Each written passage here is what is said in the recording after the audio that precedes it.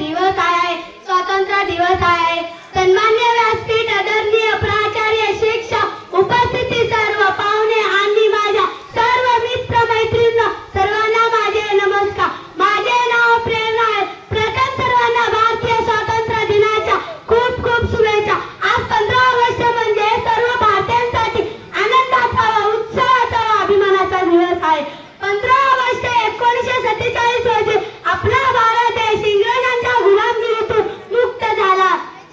आपल्या भारत देशाला स्वातंत्र्य मिळवून देण्यासाठी शेकडो स्वातंत्र्य सैनिकांनी बलिदान दिली.